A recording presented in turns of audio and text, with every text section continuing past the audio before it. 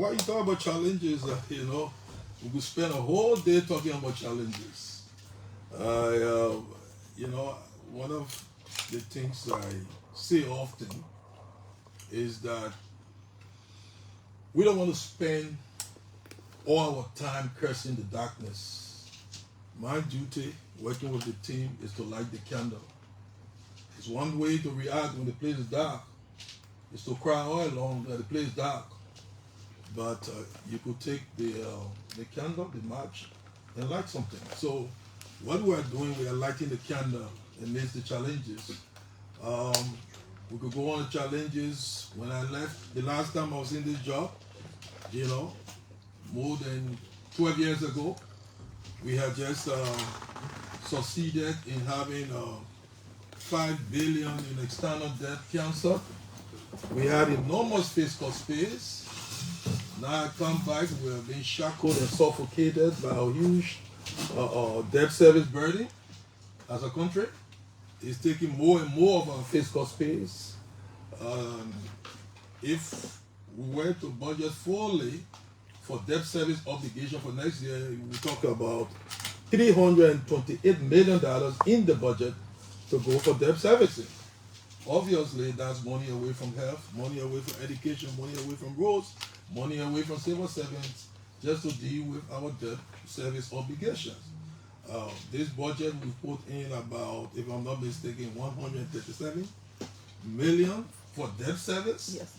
To deal with debt, external and domestic, most of which external. And if you slip on the deadline to pay, you get sanctioned. So when I was there, when I was in the job before, we had freedom, we had a clean slate. But now we don't have a clean slate.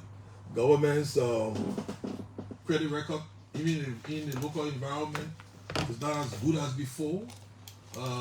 It's like government owes almost everybody. I would not be surprised if government owes you, your entity. So we have to put that burden and in a methodical, transparent way deal with that. But besides that, the development challenges and ambitions of our people, have increased. The last time I was in this job, more than 12 years ago, the budget was around 500 million. The population was lower. This year's budget is just around upwards of 700 million. Over 12 years, the growth of the budget versus the growth of the population and the expectations and ambitions of the people have not moved in tandem. So we have to catch up. And that instead of just running, we'll be galloping. Thank God that some other members of the team come with similar spirit. The central bank has a crop of individuals that complement us, and that the values we share. The LRA is working tooth and nail in order to plug leakages, making sure that legitimate government revenue is raised, and we're going to be taking some more actions to support their initiatives, and it's just to be fair to the country. So challenges are there, but my duty, as I said, is not to whine too much about challenges. Okay. December is gradually around. Today is the 20th of November. Have we started paying? Is the government paying for November now? Well, the government started paying for November. The last time we were in this job, payment of civil service on time was not an issue, was a given. Government paid, I think, 10 days before the end of the month. For years, that was the scenario. Well, there's been I call it transitional challenges over time, and that has not been a reality. And I have asked my folks, some of whom worked in the ministry when we were there, and my simple question was, how did you do it before? How did you do it? How were you a miracle worker to ensure that government employees got paid before the end of the month? Are you a magician? Were you a magician? No. You did it before. So my simple question to inspire them is, why not do it now? except there is a resource problem that we haven't raised the money, except we have what I call technical and other exogenous challenges. Barring those, I don't see why government shouldn't pay on time. So we've started. I think this month we started paying on Friday, the 15th. And as we speak, more than 50 government ministries and agencies have already been paid for November. I've given a firm mandate to the team that by the on or before the 24th of each month, barring what I call technical and other exogenous challenges that will make it difficult. Like in October, they were migrating to a new payment system. It was a technological glitch. Those are things you can understand, but those things are being solved. Barring those, I don't see why we shouldn't pay on the 24th or earlier. So that's why this month we started paying on the 15th. More than 50 ministries, agencies, and commissions have already been paid. And my people tell me that we are on target to meeting the 24th. And this is not a one-time target that you're going to win any Nobel Peace Prize on. I told them it's going to be routine. Paying people on time should be routine. Because let me say this. If you don't pay government employees, one of the reasons why I'm passionate about this, in some respects, we've done some things with the pay, but there's a way to underpay employees indirectly.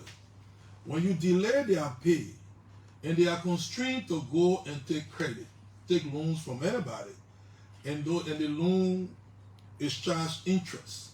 The interest they pay because of the delay is a reduction in their pay. So when you delay an employee for let's assume for a month, and they go and take a loan for 20%, 25%, that interest is like you have reduced their pay. So each time government delays the pay of employees, you technically reduce their pay. So we're going to be paying on time, and to some extent before the time. So I mean, where people will say they haven't worked up to the 31st, well, I wouldn't cry if government employees can loan people too, and before that time, 10 days before, they can loan people and get some interest. They can up their pay. So we're going to be passionate about this. Okay, Mr. So it's going to be a routine feature going forward. Yesterday, you addressed the Ministry of Information's regular press briefing, and I know we'll take a lot of time to talk about the budget. We'll look at specifics. We'll talk a lot about the issues in the budget. But the government has been in power for a little over 10 months now. For the better part, probably we could say 10 months now. Up to date, except I'm missing something here, but we have not seen a development plan. Unlike Liberians who say by this time in 2018, the CDC had launched what they call at that time the proper agenda for prosperity and development. Why is the agenda of the arrest taking so long? Are you in charge of its development, and can you give us some definite timeline about its launch, Mr. Minister? Well, thank you very much. It's one thing to eat food that is quickly cooked, but it's another thing to eat top quality food. So we are focusing on quality, and so the process is thorough. The process is more consultative than before. People are dispersed across the country. When I came in, there were two processes that I considered very seriously: the budget and the National Development Plan that we call the Arrest Agenda for Inclusive Development, the AAID. We have been working on two streams simultaneously. You from Bon County, ask your folks, they've been what we call county consultations. We've had consultations with the caucuses. We're having consultations with the development partners. The second draft of the budget of the National Development Plan, have been validated already. There was a validation session, I think last week, at the ministerial complex. Now there are county validations going on as we speak. Our plan is that by the end of the month or a week or so thereafter in December, the plan will be launched. There's a difference here with our the new national development plan. Unlike in the past, this plan is going to be accompanied by what we call the county development agenda. Each county, the 15 counties, will have an agenda for development. So besides the national development plan, there will be what we call the CDAs, county development agenda. There will be a Bond county development agenda. As a Bond stakeholder, you will see what are the aspirations of Bond County. So we're going to be using that not just for the government's budget, but we as finance, at finance, our duty is to spur development, to work with our partners and say to our partners, this is what the people think. So whether it is the World Bank or the UNDP, the ADB or others, they will be looking at the county development agendas too and say, what can we do for the people of Bond, for the people of Nima, for the people of Ground Crew, or for the people. So besides the national development plan, the counties are speaking. We as government will pick up something. So initially, besides all what we are doing in the government, in the budget for counties, for decentralization, we're doing there are funds for county, the normal county development fund, the CDF, the SDF, the social development fund that goes to the counties for the 3 counties, some of the counties, that the entire thing goes to Bond, Nimba, and Grand Bassa. We have also post funding in this budget. It's a new feature to help with the implementation of county development agendas. So it's another layer. At the legislature, working with the legislature, there is funding too for counties. So besides what we're going to be doing as a government, the partners are going to be supporting those county development agendas. So I think on or before the middle of December, the new development plan of government will be launched. Okay, except that we'll wait to see how it is done differently, because I can vividly recall that during the first regime of Madam President, there was a county development agenda before. So yes. This is not the first. Now, yeah, it's not the first. Okay.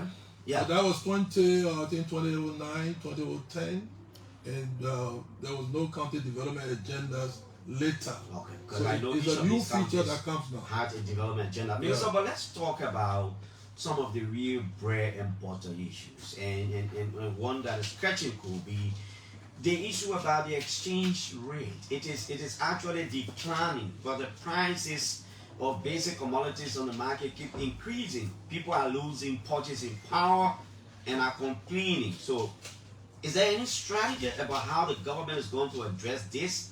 What explains this situation, for example? Is it artificial? Will the rate shoot up again?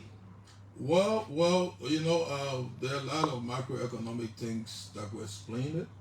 But what I would just say generally is that at this point, when you have Liberian dollar appreciates, meaning that the value of the Liberian dollar vis-a-vis against the US dollar has gone up. The value has gone up. I don't want us to get into the weeds because we'll spend too much time on it. Or you're talking about the prices. Prices catch up with a lag. When the rate goes down, it takes some time before prices adjust, because sometimes business people bought things at higher prices. So the price adjustment comes a little bit later. But though that needs to be monitored also by some of the units of government, commerce and others, to see to what extent that people are doing things that are unfair. So the government units responsible, the government entities will be checking. So if things are sustained, well, over a period, and people continue to keep prices at artificially high level, firstly, demand for their goods or for their services or for their products will start to drop, and then demand will constrain prices to drop. But we watch over time. Over time, prices will adjust definitely. This is what I think. Now, let's move on from there. Then we can jump straight to the budget process and spend some real time. Some Liberians are interested in this issue of jobs and investment. If you were doing a first pop, walking in streets and talking to some Liberians, people have multi-dimensional view about the whole thing. Something that since the Joe Boakai government came to power, they don't see any improvement in the job and investment profile of the government. What is the agenda, the arrest agenda for job investment? What concrete promise can you make to the Liberian people? Well, there are things that we need to do as a country to open up the economy, attract investment. Investment brings jobs, and investment brings opportunities. There are a lot of investment plans in the pipeline, and I don't have too much time to get into the details. Whether it's in energy, is in agriculture, in all the sectors. I see Liberia as an attractive place to do business. Yesterday I was in conversation with some other investors, people who want to invest in the energy sector, in power, distribution, even generation. Every day there is our schedules.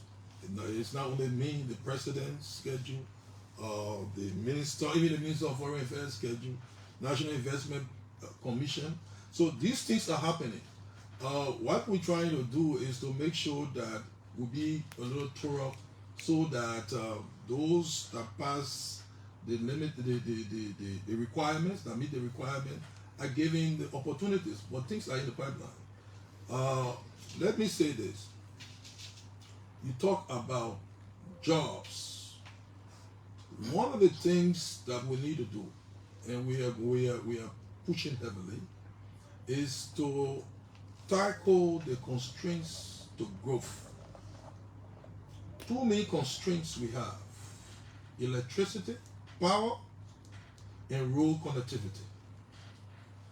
When you have one of the things that is disabling businesses is the huge amount they are paying for power generation. Is taking away profits. The more power takes away from business income, the less businesses have to employ and to expand. So we have to tackle that power issue. And so it's not only on the budget. In fact, let me explain the budget, because people will be looking at the budget and checking percentages. The whole development package, the resource package that comes to the government, comes on budget and off budget. Off budget, mainly through partner support. Like last week, I signed a 115 million grant agreement with the American government, USAID. None of that amount of money is on budget. It goes to agriculture, it goes to education, it's funding to those sectors.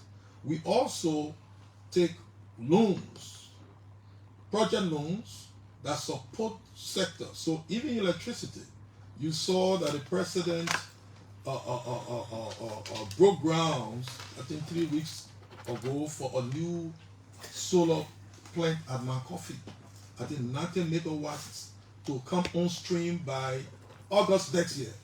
So LEC generation capacity improves. Government will be able to do more. There are a lot of interests that are in the pipeline: solar generation, distribution, or what have you. So in the next 1, 2, 3 years, the power sector will be at a definitely different level. Liberia has been selected as one of 14 countries by the African Development Bank and the World Bank. They are launching something called Mission 300. The goal is that between now to 2030, 300 million Africans we have access to electricity. 300 million Africans. Liberia is one of 14 countries that have been targeted. When we were at the World Bank, I was at the World Bank IMF annual meetings recently, and one of the discussions was to focus on the Liberian energy compact. We are developing a compact or document to say what we're going to do in energy, what government will do, what the partners will do over this period. The goal is to increase access. I think access now is about 30% or so, if I'm not mistaken, to up it to nearly 90% within this period. So big investments are coming, some from the partners. We're talking about a possible, how they call it, Simple Hydro 2 to add up to McCoffey, and other private initiatives. But I don't want to get so much energy on this. But in roads, next year there's going to be big activity. The road agenda is going to be huge. We've allocated upwards of 50 million just for roads. We ask you to call the Minister of Public Works to roll it out. What we're trying to do, Clarence, you see the Ganta Zwedru highway. There's a project, a World Bank funded project that government, got into some years ago. That project has been moving, but a little bit at a snail's pace. There is, I think, Sanikwe Lugatuo. We also have the Banga Menikoma Highway project, which is intended to take the road, paved road, from Banga, your town, to Vonjaman, to Kolahu, my place, to Menikoma. So that project has been moving, but to some extent, a little bit slowly. Most of these projects have been moving, but we intend to jumpstart them. There is something called counterpart funding. So you have the donor that will say, okay, we're going to fund this project. Government, your duty is to pay 5% of the project. Your duty is to deal with what we call the Resettlement Action Plan, the RAP, meaning all persons that are on the road, all structures. More often than not, the donors expect the government to underwrite the cost. If government gets short-handed and cannot do those things, those projects don't move as fast as they should. In the budget, we've allocated monies so that all those projects will move fast. So you will see activity, Kota Road, the Ganta, I don't know how far they are now from Ganta, but Ganta's Wedju, there's going to be enough movement. The Sanikule Lugatu, the Tapeta, and then the Banga Menikoma. The first phase, we are talking with the partners, the funders for that project to get the resources for the second phase, so that there will be no discontinuity in that project. So it will be moving year on until we hit target. Okay. So the road agenda is going to be huge. The Public Works Minister has informed you about the bridge to bridge, the Gibraltar Bridge to Simple Bridge. There will be, the Japanese have decided to help to fund. They will construct the one from Freeport to the Gibraltar Bridge. What is happening now is interim, because the Japanese come next year, maybe by the middle to the end of the year. So, but there is going to be an activity between now to that time, and then there is, I think, a contractor that has been contracted for the one from Freeport to Simple Bridge. Now, when you unlock all these things, businesses will boom. Okay, talking about job strategy, I don't want to end on this. Yeah, because all these things connect, making them more enabling. Businesses expand, they will employ. Liberia, it gets more profitable. So, in our job strategy, key is to what I call unlock these opportunities in the power sector, in the road sector, and other critical interventions that we will be making. through the budget and through other initiatives. Okay, Minister, we'll take some time to bring the Minister of Public Works to expand on some of these things. Let's now move on to the national budget. Mr. Minister, are you comfortable with the budget submission process, and will you personally appear before the majority bloc for budget hearing? Well, Clarence, the law, the budget law states that the budget is submitted to the legislature by the president. The president may choose to delegate submission to the Minister of Finance. That is presidential discretion. But the budget is like a bill. The bills are submitted to the legislature. You don't necessarily have to have ceremony.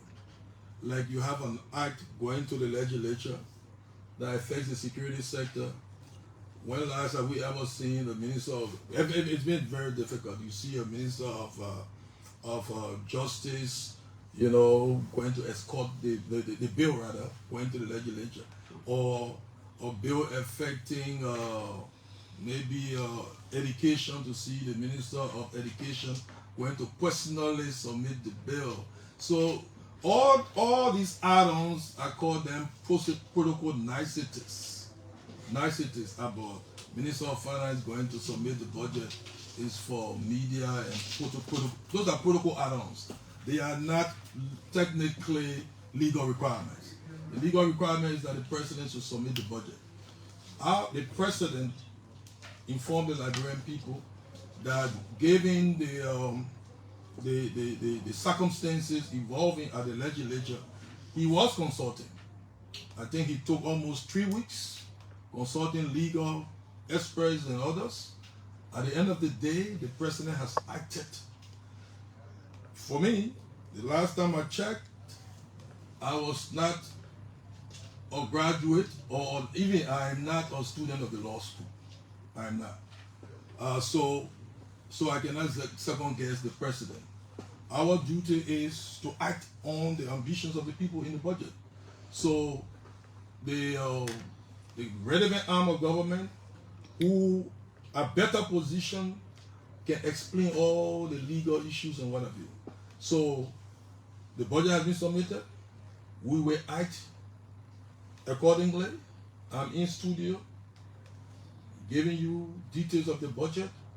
We can only hope that whatever legislative impasse will sort themselves out, and but in the meanwhile, we are guided by the presidency on matters. And so we will hope, because at the end of the day, we want the budget passed before the end of the year. The reason is this: early passage of the budget translates to effective execution of the budget. When we start to effectively execute the budget, resources will go out sooner. It creates a multiplier effect. We have in this budget laid out, the president has authorized a lot of interventions that will affect a lot of people, including civil servants and others. The more we delay, we cannot implement any of those measures if the budget is not passed on time. Meaning, we will have something called a 112 continuing resolution. The law provides that if the budget is not passed by the start of the fiscal year, the Ministry of Finance is authorized to spend 112. But of the past budget, meaning any new initiatives cannot be spent on until the budget is passed. There are new interventions, including interventions that will affect the lives of people. So we will hope that the legislative imbroglio can sort itself out, so that you, myself, and others cannot be specimen in this battle. So we are little people in this game. We are all praying and hoping that the elders across the road will give us clarity, and the clarity sooner than later, that all of us, so that when you're going to interview one person, people shouldn't think that you're biased. When you're shaking one person's hand, So why are you shaking the man's hand so strongly than the other person? So that's how everybody is now. It's confusing you, it's confusing me, it's confusing partners. But I hope that in the next few days, the legislators, who we call elders, can meet in the upper room and give us clarity. Mr. Minister, will you appear before the majority block for budget hearing? Well, as I said, that these issues are issues that we get guidance from. The president has acted, and whatever moves will be aligned with the president's action. Now, let's move on. You said that to me, you will appear before the majority bloc, is that what you're Whatever saying? move I make will be aligned, because you don't expect me to take any action that will not be aligned with the action of the president. The last time I checked, the legal arms of government has advised the president accordingly. I think I benefit from that advice that cascades from the president downwards. So whatever I do in this process will be strictly aligned with presidential guidance and presidential actions. Mr. Minister, yesterday when you appeared at the regular press briefing, you announced that beginning next year, no government worker will make less than 150 United States dollars, which in my mind is the minimum wage. A lot of people think the CDC government ended the minimum wage. In fact, I read one paper where it is stated that former Finance Minister Samuel Choi said that the CDC policy, left about 15,000 workers benefiting from this, and that the CDC government ended this. Why are you announcing this when someone will say it has ended already? Clarence, honestly, when I come in this studio or I come in these public engagements, I don't like to talk party-led government, because it just invokes, sentiment, the sentiment of partisanship, and we don't look at facts. So that's the reason why I try to shy away from stuff, because we've done well with our democracy, but to some extent, and I'm talking as a Liberian, I'm not talking as the finance minister. Everyone tries to get in a partisan cocoon, and then it's like you don't look at facts. You try to say, okay, my party.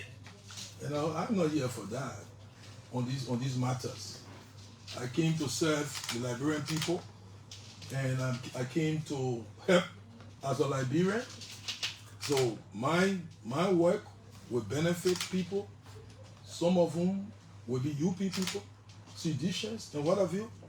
The people I work with at the ministry, some of the people that were sacrificing, I told you that they were sleeping overnight. Some of them are seditionists. Some of them are from all the other parties. So we don't, for me, as I said, is what you can do for your country. Don't come, your first credential shouldn't just be you are partisan. What you can do to push the country forward. And so I don't want to get in all CDC-led government. The fact is this, I can tell you this. We will not be proclaiming that beginning next year, all civil servants who are being paid below the minimum wage threshold of 150, will be paid 150 or above. You heard about demonstrations at the Ministry of Information before. People at the time, you heard about demonstrations at the Ministry of Transport not too long ago. I actually doubted it. Actions were taken, some actions were taken in the past to rectify this situation. So I too thought everything was fine. And I was engaging with my folks in the payroll. And I was surprised to talk about, I said to them, please tell me, as at this time, what is the pay of the lowest paid civil servant? And maybe if I knew you were bringing this question, maybe we would get the authority of the individual. I would have given you the name. $53. Some person I know is a chief or somewhere in River G. There are human beings that have been paid below 150. That is an incontrovertible fact. I don't care. So actions were taken, but some people were left behind. So we will not be, President Buckeye would not come and say that beginning next year, all those who are still left behind, it doesn't mean that we didn't appreciate some actions that were taken to bring people at the threshold, but some are still left behind. So we say that beginning next year, all of those people, those few people that are left behind, we'll take as a policy, we'll be checking with binoculars to see that no one is being paid below 150. I myself will monitor it. So that chief or whosoever in River G that makes $53 taxable, imagine that. $53 taxable. So let's not get in the issue. Do you want to match it to number of how many persons your announcement will affect? Well, in total, the number of beneficiaries of this, remuneration adjustment strategy is 28,200. There are various levels here and there. I think my folks, there are few people. There are not too many now, because there's been some migration. Those that are below the 150, they are not too many, but there are people there, and so those people will be migrated on or to the threshold. Or some are saying, you know what, the threshold is a little bit low, but at least let's ensure that no one gets below the threshold, and that's what's going to happen beginning January 2025. Liberia's Finance and Development Planning Minister, Augustine Ngafuan, is our guest this morning. We're taking it up to 10 o'clock. Mr. Minister, let's look at the payroll numbers a bit. There is a little bit of confusion that I have on where the numbers are. And I want to ask, by the 31st of December this year, Mr. Minister, what will be the total payroll outcome of the government? Well, what I think, I may not be exact. But the payroll, I think the government inherited a total in terms of number of civil servants above 65,000. 65,000 actions have been taken, just rigorous enforcement, even of, work discipline.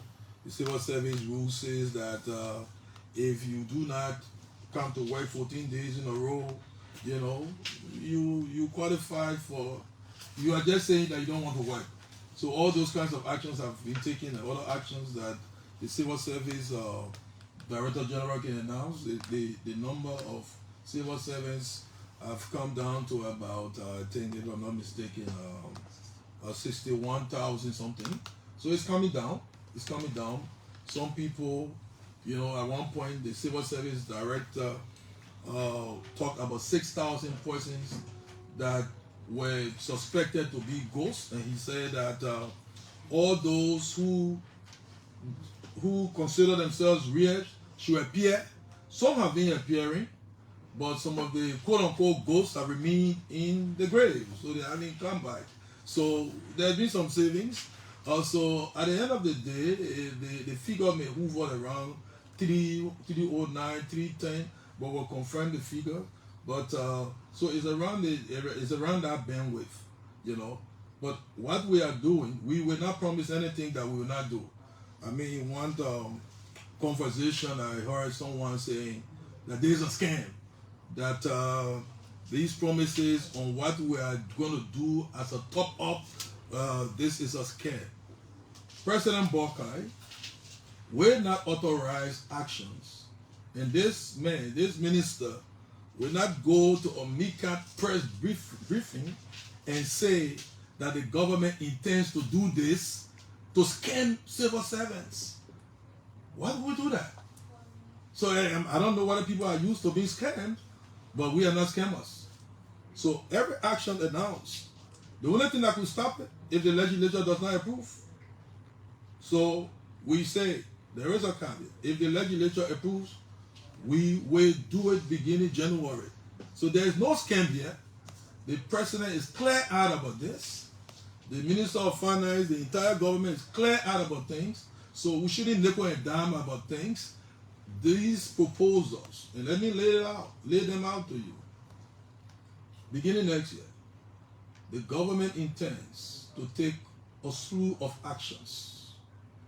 One of which was the minimum wage action, meaning that no civil servant in the government will make $150 or below $150, which is the minimum wage as provided for in the Decent Work Act.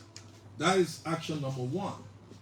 Action number two, we have almost 2,000 teachers in the education sector who are C certificate holders, B certificate holders, associate degree holders, bachelor degree holders. You know, in my past life as Minister of Finance, we put the entire education sector on a different pay category.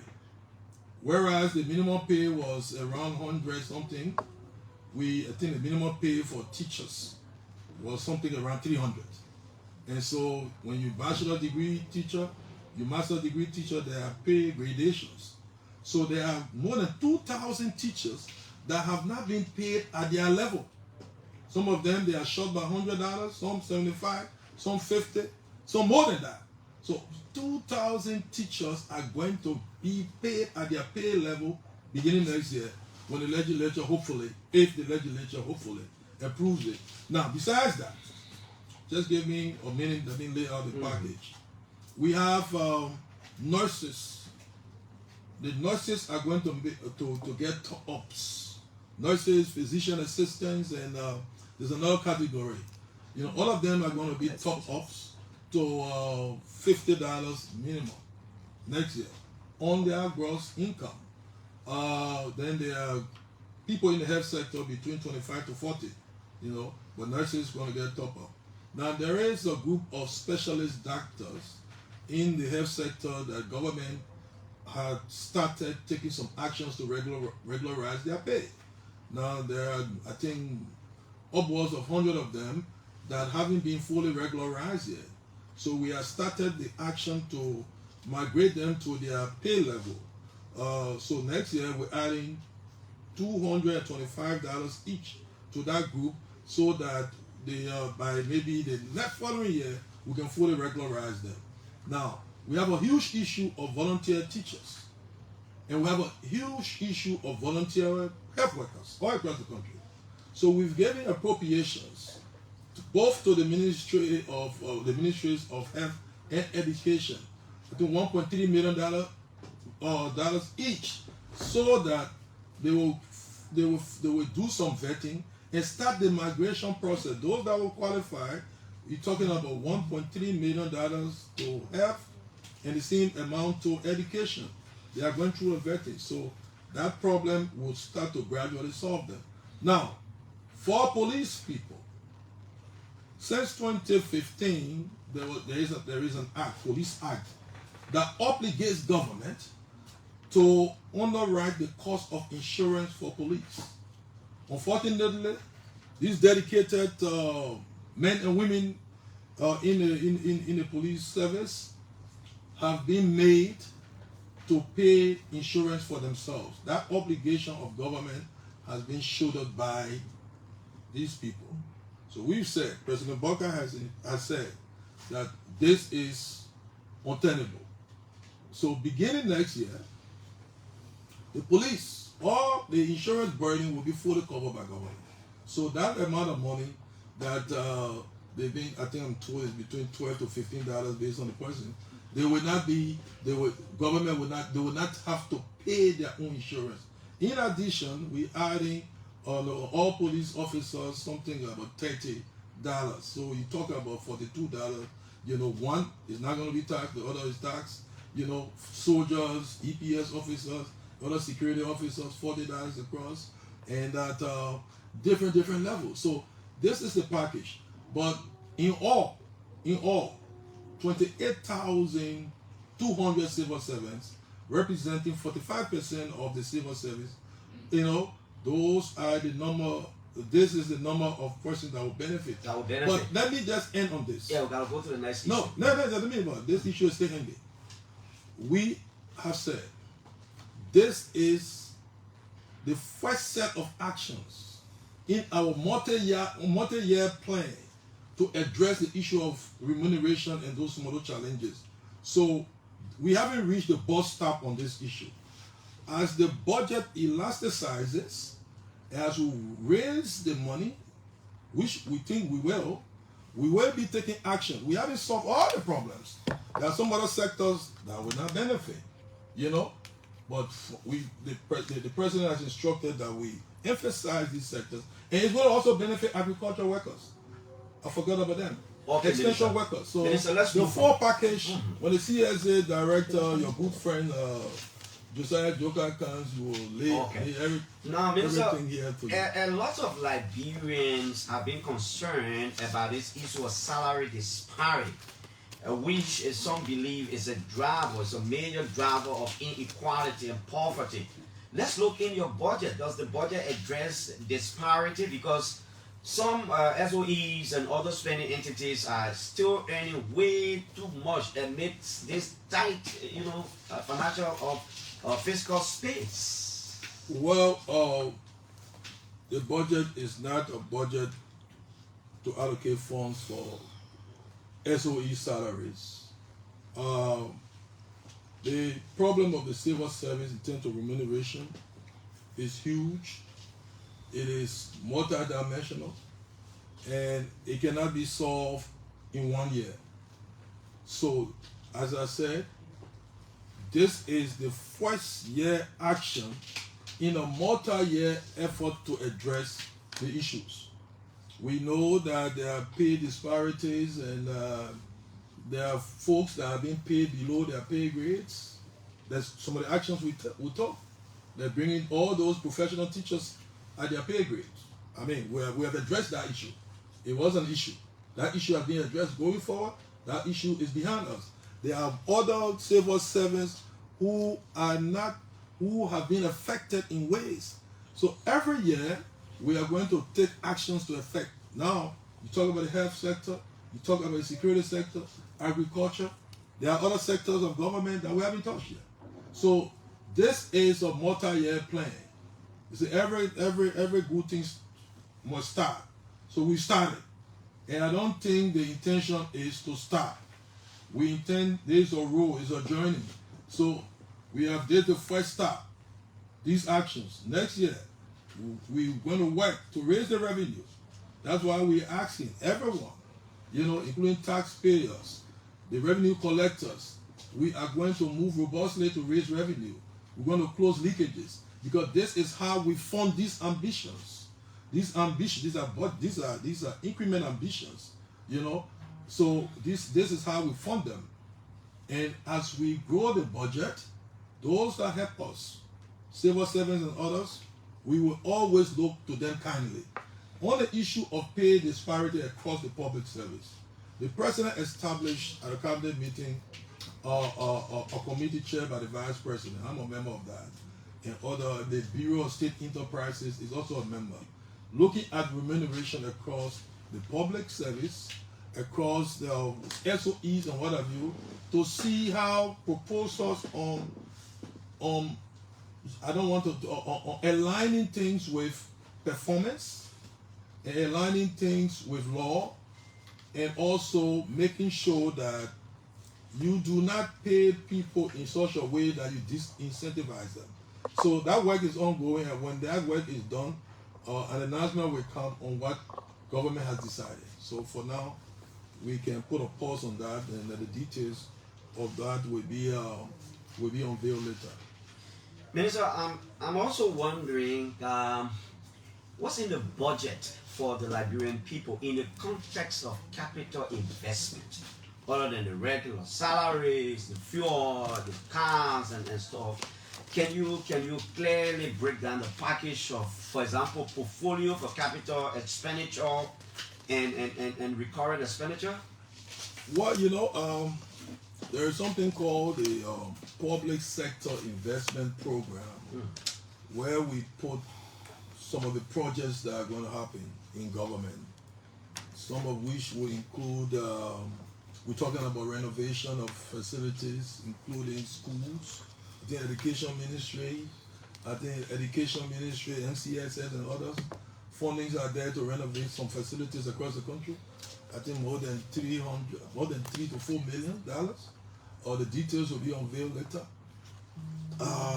All the things I was talking about in the road sector, I talk about more than $52 million. You know, those are all project-related things. You know, and that in a lot of respects, the budget, all this development funding, we even putting some money in for how we call it, national. Say something about service, national service program. The ministries of education, youth and schools and others will determine the details, and even on some lines that are non-recurrent, that are considered recurrent, like grants. There are some entities that will give grant funding, but they are doing development. So I've asked my folks, part of the problem is unpacking the budget code. You know, there are some entities that government just gave grant one time, but in the grant, they are doing development. But the development expenditure is not being captured. So there is a notion that what you see under the PSRP, which is 98 million now, 98 million, up from 67 million in the past budget. We've increased PSRP, Public Sector Investment Program. There is the notion that the only money you see in development is what you're going to find in PSRP. No.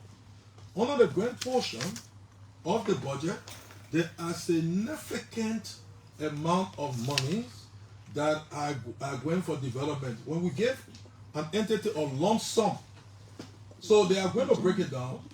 There are some rigidities, technical rigidities with the budget system that made it difficult for them to tease out all of those. But what I've instructed is that we know that it is not only PSRP that have development expenditure, like the normal county development expenditure, the county development fund. It's development, but it's not in the PSRP. You know, they put it on a grant or something else. So I inherited a budget framework that we're going to solve so that the development expenditure of government, the capital expenditure of government, no matter where they are, can be properly highlighted. So these are some of the rigidities. We talk about the PSRP, 98 million, we have actually allocated the total of 105 million. We have something called the core budget and the contingent budget. We have 18.8 million of the revenue that we consider contingent, and the rest of the revenue, which is 833 million, is considered core. The contingent revenue, the confidence interval around it, is not as high as the core, but we think we can raise. Now, if we raise it, we will supplement the budget of many ministries and agencies by 18.8. So, in terms of public sector investment program, we will supplement the 98 million by additional of 7 million to make it, I think, 105. So, there's going to be a lot of things happening, but the development expenditure of government is not only in the public sector investment program. And let me clarify this. You see, most of the partner money, you have World Bank project, you go to agriculture, they have a lot of projects there, right? And you go to education. Some of the funds are loans. Government is paying back. So if we at the Ministry of Finance, we are at the intersection of everything. If we discuss with the African Development, the World Bank, to say, okay, for education, this project costing 40 million will do this, that. That's for development. We know that. So if agriculture, people always come and say, oh, the agriculture funding is little, or the funding of this is little. But when you want to assess the entire development package, assess how much government is giving on budget, and how much government has directed off budget through partners. So we know that. In fact, there is a page in the budget, it's an annex, that shows the different amount of money that goes to each of the sectors. So I ask all the analysts, as you analyze, it is a little bit, I don't want to use the word, it's a little bit the default thing of just going and say, oh, the percentage. If you want to analyze development expenditure, also look at what government has directed for projects in those sectors. Some of those projects are funded by donors. So that's how you do it. Otherwise, you'll be taking a myopic view of the development package. We now have a draft budget in the tune of a little over $800 million. There is a familiar song we sing in this country about empowering the private sector, placing emphasis especially on Liberian-owned businesses and small and medium enterprises are still struggling, in the economy in their own country. Minister, is there any plan or provision in your budget to empower Liberian-owned businesses, probably through flexible credit facilities, tax incentives, and these kinds of things? Well, let me say this: there is some funding for say the SME related activity in the budget, but we need to, when we're talking about empowering the private sector, we need to go beyond just taking funds in the government budget to give money out there. It's one way to do it, and we're doing some of it. The experience over the past has not been, I would just say, leaves much to be desired. We're giving small business support funding in this budget through the Ministry of Commerce. But besides that, I told you about partners.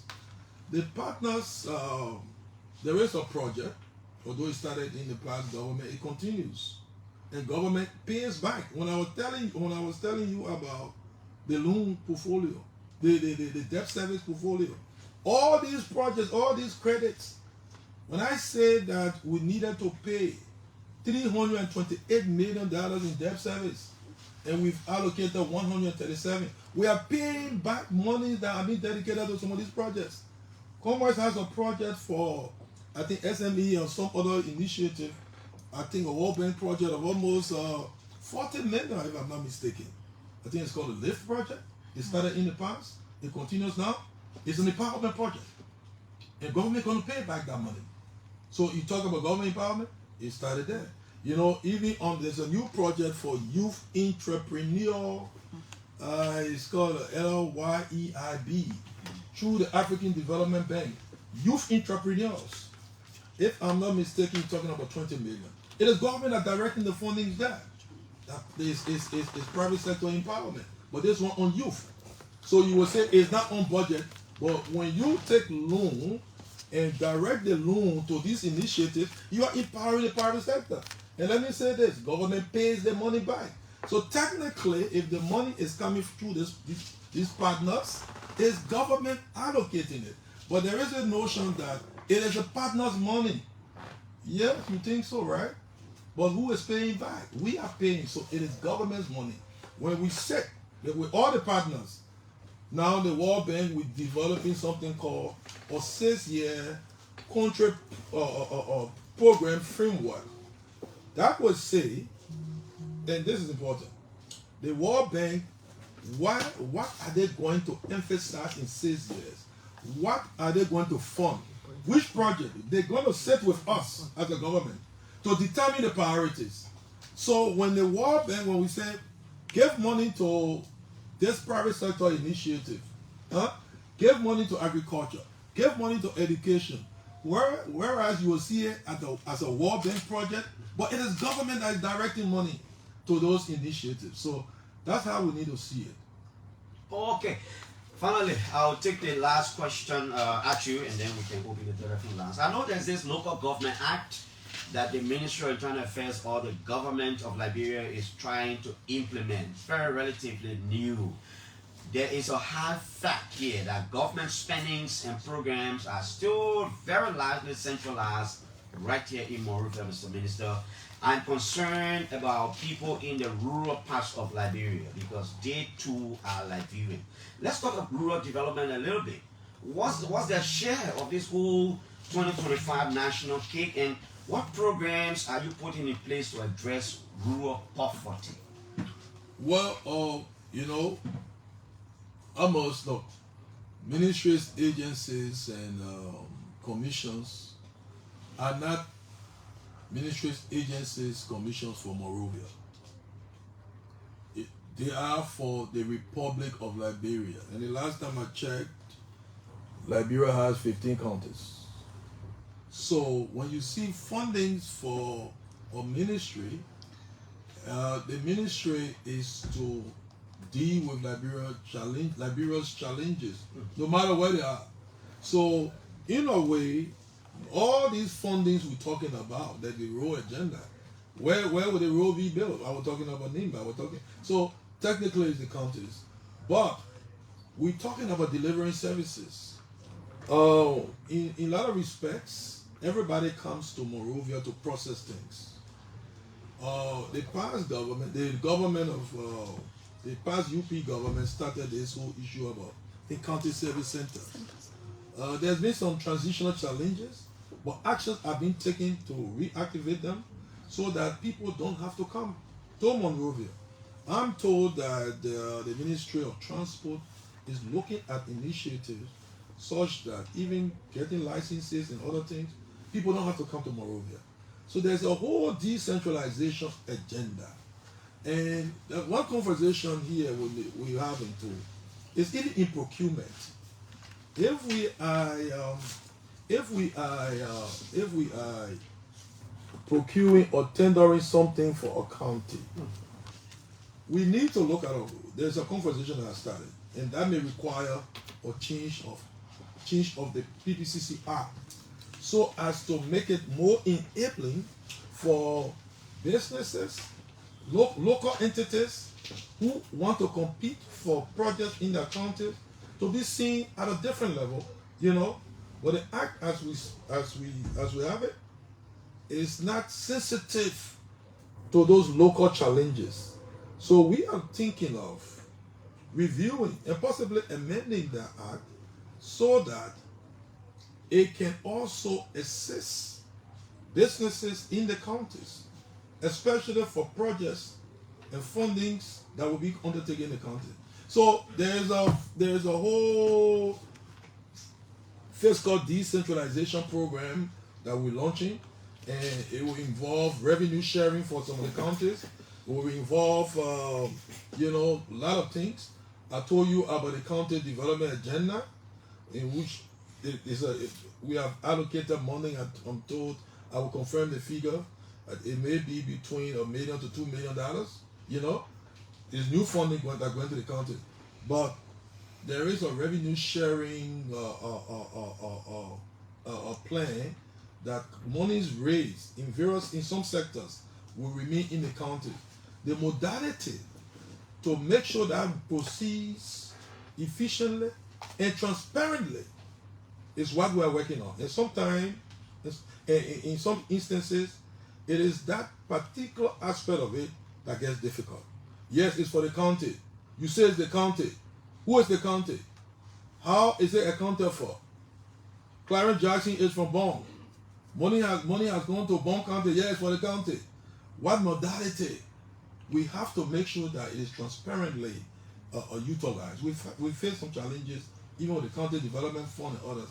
So there are funds for counties through different streams, and that as we go by, we will be taking actions to empower the counties to be able to efficiently, effectively, and accountably use the funds. Finally, did our entry into the IMF extended credit facility in any way impact our budget?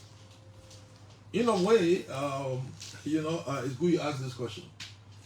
We were approved in the ECF on the 25th of September.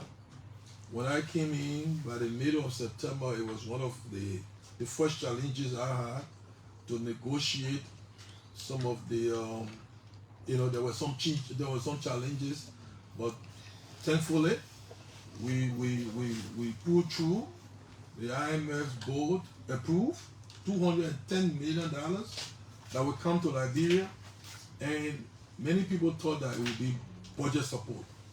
No, the $10 million will come over, I think, a 40-month period. It goes really to the central bank to show up their reserve. The reserve, our reserve situation is not good. In fact, it even got a little bit more challenging. There was $83 million taken from the reserve over the past year to pay civil servant salaries. $83 million that this government, although this government has inherited that problem. So $16 million is being allocated in this budget for next year, which we could have used again to increase some civil servants, but we have to start to pay back the central bank. It is budgeted. $16 million is budgeted in this budget to start to pay the $83 million that over the last year was taken from the central bank, to deal with civil servant salaries. When government faced challenges and could not raise the money, it resulted to the central bank, took or credited or whatever, the terminology I can use, but we have to deal with it. So the money we're talking about, the IMF support, is really to show up the central bank. But besides that, we're going to get between now to the middle of December, some $40 million support from the World Bank as budget support. We have some problem with the timing. We're trying to do something so that we've been facing a little liquidity problem of government. It's affected payment, but the liquidity situation is improving over the past 1 week. We are injecting more money in the economy. So, but besides that, besides the $40 million, we have qualified, and that's one of the things I negotiated in Washington and concluded, because we met all the prior actions. We have technically qualified for an additional $20 million from the World Bank. That doesn't come on budget, but it is going to be for disaster, to manage disaster. So when we have some disasters across, such as we had the last time in Riverside, there is a transparent process where we declare the disaster. We're going to have some $20 million to be able to access over a 1 year period. So that funding is not coming on budget. You wouldn't see it there. It's going to be controlled by the World Bank in conjunction with government through a transparent process. We say this is a disaster. I jokingly said that, you know what, we have to put in rules so that someone's chicken would not, die in the back of his house, and he comes and says, I have a disaster. You should give money. So those kinds of disasters will be a personal problem. Okay, Minister Ngafuan, thank you. We can now open the lines to interact with Liberians who have different concerns. Good Finance morning, Minister and Augustine Ngafuan is our welcome guest on to the Open Spoon Morning TV, Rush. wherever Call us you are now watching. Share the video. Thanks for watching. 0777 This is an exclusive interview with Minister Augustine Ngafuan, Finance Minister. My name is Dennis Nixon. Keep sharing our video. Thanks for watching.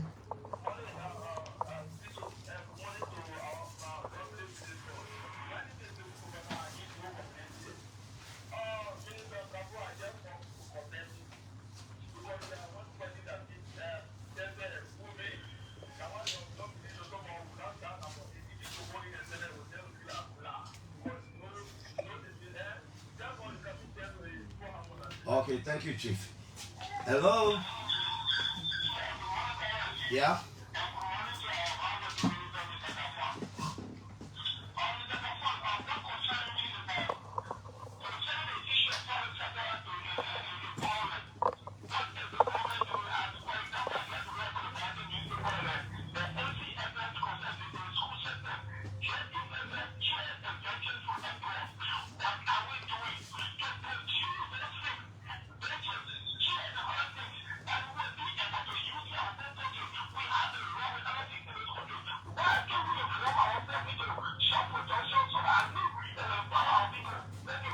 Thank you. Another one here. Hello? Coach, let's hear you, man. Thank you. Let me first of all thank you, Mr. Chairman, for the splendid interview. Mr. Minister, good morning. I'm not surprised at what I'm hearing this morning because I do not only know who you are, but what you are. I can vouch for your credibility, efficiency, and dependability anytime and anywhere. And I have no doubt that you will justify the confidence reposed in you by the President, His Excellency, Uncle Joe. You know, I didn't hear much about pensioners when you were talking. I don't want to tell you I'm a pensioner, but please. You are a pensioner. My man, don't give me a hard time. What is of your status? You are a pensioner. My man, let me talk to the minister. You be teacher, lawmaker, president, friend. You are a pensioner. No, my man. I'm talking to the minister, not you. Okay. Please give me a chance. Mr. Minister, please emphasize a little bit about people who are pensioners. Thank you. Yeah. Thank you, Coach. Okay. Thank you. Let me take another call. Hello. Good morning, sir.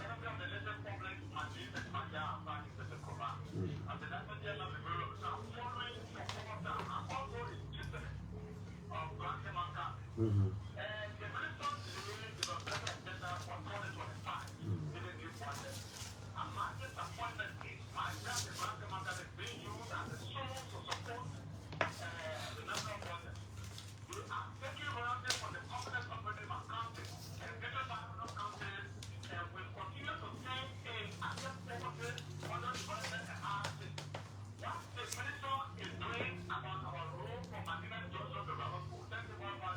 Thank you, Barney. Hello. Good morning, Mr. Clark. Good morning, sir. This is Mr. Sean calling from New Georgia. Sean, I'm good. Sean, let's hear you. Good morning, Mr. Minister. Good morning. Thank you so much for being so brilliant this movie. I think we are back to real governance. This is what we will be here. Thank you, Mr. Minister. Thank you so much. Hola, oh. Hello. Good morning. Kepler, let's hear you. I want to ask you one question. Let me appreciate you for the deliberation. My question is, seriously, you decide your guy has been a future by dragging people from the payroll. So now, it's here in my question. Why is the salary at one club and you have a people from payroll? Where are they directed? The morning, you mean. Hello. Good morning. Good morning. Good morning, sir. You're on the line.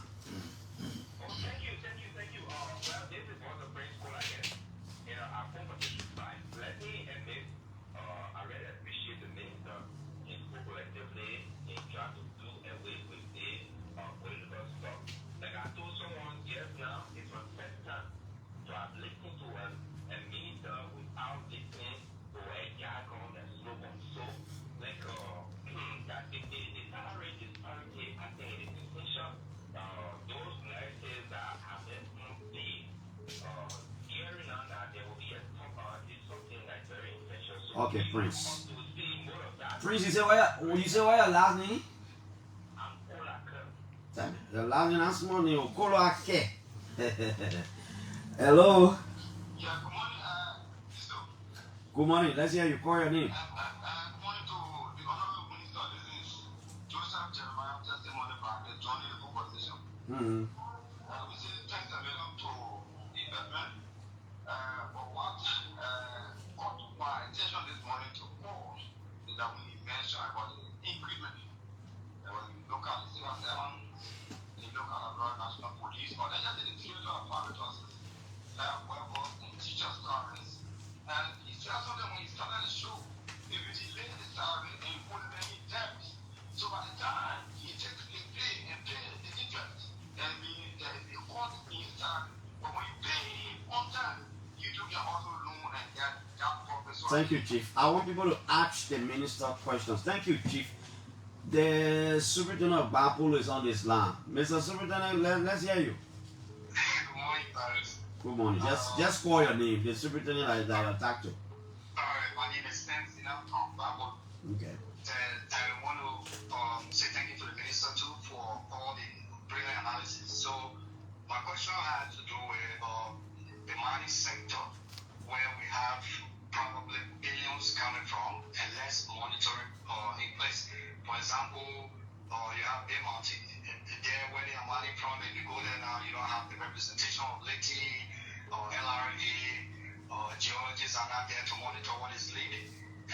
essence of business is profit. So people want to maximize their profit. So it will cause them to underreport what they are taking to pay the less taxes. That's what they're going to do. Do you have any plan in place to reverse some of those procedures? Thank you. Hello, we can take 3 more, then we. Yeah, good morning.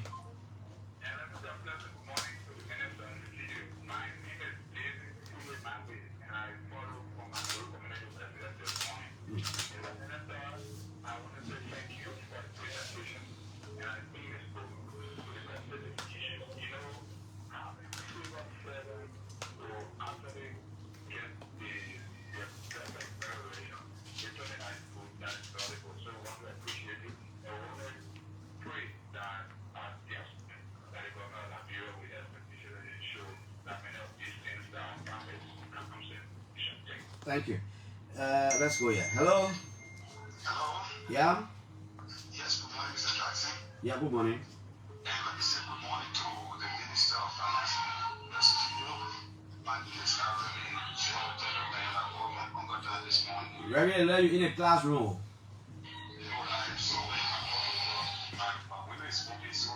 Alright, yeah, let's go ahead. Am I okay now? You are okay. The nose is still there, but it's okay. Okay, so thank you, Mr. Minister, for the splendid deliberation this morning. I appreciate it so much. And there are a lot of good things. And thank you for the adjustment when it comes to those who are at the bottom of the payment ladder. I try to blend it a little bit. But my question is that something like 50 some more million or 52 million so in the budget for road maintenance or rehabilitation or road network. So my question is, the last time I remember when Mr. Jackson hosted the final public minister, he said out of the 22 million allotted for the road work in 2024, 8 point some million have been used and some still pending. So my question is, the 22 million, the balance of it that remain that were not used, is it going to be added to the 50 some million? Thank you, Larry. Thank you, sir. Thank you. We'll end right here because we got like 7 minutes, 8 minutes. Let the minister respond to your concerns. I beg you, we're not adding up these costs. Minister. Well, thank you very much. Maybe let me start from last to, last in, first out. Something to learn way back in accounting. You talked about monies appropriated for what we call the Pliable Roads project that was launched at the start of the regime, I think in early March or so. And the minister was right. At the time he was talking to you, the government had disbursed about 8.9 or something, 8.5, something like that, but it was not more than 9 million. But as we speak, I mean, every time the contractors meet some project milestone, payments are being made. So more payments will be made maybe before the end of the year. But we have also provided funds in the new budget for continuation of that project. It's a 2-year project, and so there will be no time where they will lack funding. That's all I can say about that. Besides that project, as I said, they're going to be community roads, rehabilitation. Somebody was telling me yesterday, I really didn't even know, that the road from, I think the road to Gbapolu from Motor Corner, there's a friend of mine that tells me that the road is being paid, it's been rehabilitated. The minister, would be the appropriate person to roll out. But from what I see, in the last time I saw the minister, he always talked about sunshine will enable his activity. And I told him, well, public works is about to shine because we're putting more money to works. Like if you talk about the sector that takes the bulk of the money, is works, because the Chinese say that the road to development begins with the development of roads. So we're putting money in roads. Not that we just love Giddings, but we love ourselves first. And so it will enable the private sector. If people can move from here to Harper quickly, if people can move from here to Cape Mount where the first caller called, those things have been noted. And I think one of the things the first caller said was that resources are being generated in Cape Mount. But let me say this, resources that the government depends on are being generated all across the country. Mr. Jackson, who comes from Bonn, can claim that, you know what, we contributed a whole lot. The Nimbayans can say so. The people from the southeast can say so. So each county is contributing to this national power. So the development of the country is government's collective challenge. Whatever you said, some of these partners, these companies are required to pay funds that must go to the counties. So one of the things I'm going to ensure, there's been payment, there's been some delay actually in remitting to the counties social development funds that government collects from companies that operate in the counties. One thing that I'm going to make sure happens is that the counties will get their money and get the money on time. There's been some obvious delay because of some of the legacy challenges that I inherited, but I'm going to work on that. Honorable Koti talked about thanks for the compliment. It's good to hear his voice. I used to appear on his shows before. You know, he's a multi-talented person. But you know, we shouldn't. I like the fun we're talking about. He pushing his issue because he's concerning pensions. Everyone will get in that category one day. So what we do for pensioners today is like, it's not that we're loving them because people are going to get there. We have more than $10 million in the budget for pensioners and what have you. So the pension situation will improve. But let me say this also. This budget. We still got 3 minutes now. Yeah. This budget, the new budget, is going to make the country to do better than this year. It will not solve all our problems. All our problems will not be solved next year. No. There will be areas that you will find us wanting for next year. You will say we could have done better in next year's budget. We will take note. All the concerns that have been raised. We didn't allocate this was not enough. We're taking note. So this process is iterative, it's consultative. We're going to go across, we hear from our people. In the budget review process of the legislature, there's going to be a period of hearing from people. But even no matter what we do, even if the budget was $1 billion, it wouldn't have solved all of our problems. Because let me just say this: the request that came from ministries, agencies, and somebody just hovered around $2 billion. We're talking about 851 million, which is more than $100 million. Increment over this year's budget. But in spite of that, you couldn't solve all the problems. So we fall short in certain places. So people will find some things in the budget. Oh, I don't like this so much. We hear you. This is not a perfect document, but it's a document that will do good for the people. So when you look at it objectively, empirically, you'll find out that next year will be better than this year. As I said yesterday, the following year will be better than next year, and the year after will be better. So they're going to be progressive, incremental development, and we are going to get on the development path. We will solve some problems. Like we pave the road, we complete the pavement of roads, meaning putting quotas on it. We wouldn't have that problem to solve. The last time we were here, just 1 minute, Chief.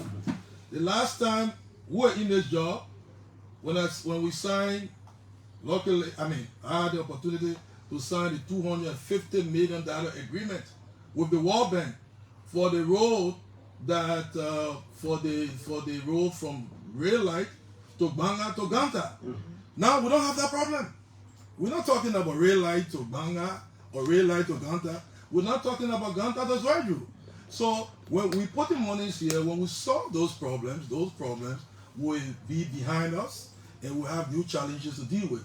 So all I can say is that we will be hearing from our people, most of whom have said things. We've taken some notes. I can't speak to all, but we will be addressing those things year in, year out. I have an impression, and I've received a lot of texts from business people. They want you to address the problem just in 30 seconds. They are higher. Business people saying they work for the government, work is completed, and sometimes it takes up to 6 months before government pay them. It's embarrassing them. They're asking, what are you going to do it differently? Look, the business people will admit that this challenge did not exist before. The government was very credible. In fact, business people were rushing to give government services because it was a giving. We did the commitment. There's something called the purchase order. We stand. We say it's government commitment. Government didn't have to pay. They would deliver. But over time, government lost its I don't want to use the high word, credibility. And so now everyone is scared. That is one of the legacy problems I inherited. I told the business people, and some of them, their obligations are in domestic debt, a huge amount of domestic debt. We are going to be dealing with those legacy issues, but we are drawing the line, meaning we are putting in systems so that going forward, business people, whether low level, small level, high level, that perform services for government, you give government some service, you sell some product to government, you provide some product, government will and must pay on time. Minister, so let them watch me on this. Thank you. And if there are challenges with my system, let me know. We'll take action, because we know if we suffocate the businesses, what we are doing, we are suffocating jobs. Okay. So Liberia's Minister of Finance and Development Planning, Augustine Ngafuan. Minister, thank you ever so much for coming. We look forward to having more of these kinds of interactions. It's been a pleasure. Thank you, Clarence. It's good to see you it's been years. Yeah. It was good to hear some of your callers. Yeah. You know, I remember some of their names from the past before I left. Thank you. Like Thank David you. Queen, Nangwe, and others, those are names. Okay. Where's this guy? How they call him? Zezepi? Yeah. We still call? The man will tell you what's the people. No, those are normal callers. Thank you, I Minister. still remember their names. We gotta go. Thank you so much for watching Spoon TV. My name is Denise Nixon. Would like to say bye-bye. Thanks for watching.